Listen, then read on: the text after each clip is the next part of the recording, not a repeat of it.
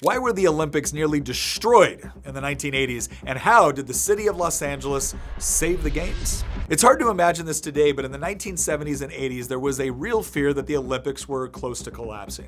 In 1972, a Palestinian terrorist group known as Black September murdered 11 Israeli athletes and a German police officer in what became known as the Munich Massacre. 4 years later, Montreal nearly bankrupted itself after the final bill for hosting the 1976 Games came in at a shocking 1,200% higher than originally expected. And in 1980, virtually the entire Western world boycotted the Moscow Games in response to the Soviet Union's invasion of Afghanistan.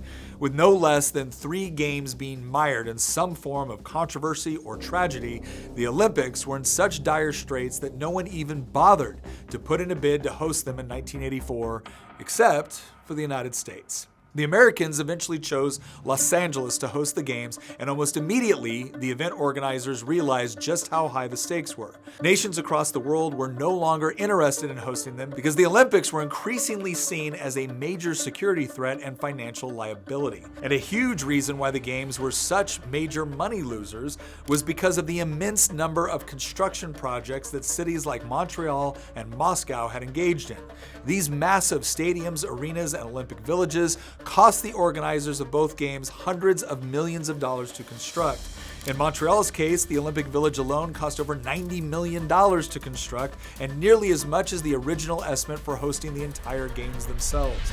Making matters worse, the 1976 and 1980 Olympics were entirely government funded, meaning that the cities were burdened with huge debts that took years, if not decades, to pay off. These soaring costs had turned the Olympic Games into a financial quagmire for the last 2 host nations. With all of that in mind, the organizers of the Los Angeles Olympics had a brilliant idea. Don't bankrupt the city. I know, groundbreaking, right? But seriously, the event organizers learned from the disastrous financial aftermath of the Montreal Games and decided to avoid that at all costs. But what's even more genius is how they went about doing it. Not only did the city avoid costly construction projects by reusing existing stadiums like the LA Coliseum and the Rose Bowl, but they also used private funding to construct new venues instead of just dumping the bill on taxpayers.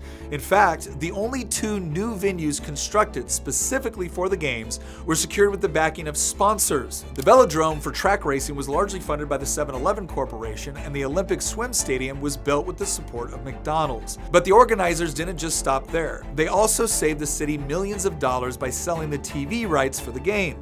And when it was all said and done, the LA Olympics brought twice as much money as the Moscow Games and a shocking 4 times as much as Montreal did. For the first time in 16 years, the Olympics not only produced a profit, but the games themselves went smoothly, without any chaotic construction delays or PR disasters. Not even a Soviet-backed boycott was enough to ruin the games. By the time the next Olympic cauldron was lit in Seoul in 1988, fears that the Olympics were on the verge of collapse had all but disappeared. The 1984 Los Angeles Olympics are considered to be the most successful games in history, generating a profit of over $250 million and providing a model that many Olympic Games strive to follow to this day. So what was the major difference? Well, the Los Angeles Olympics Committee actually put the decisions into the hands of people that could actually stand to make a profit by doing this correctly.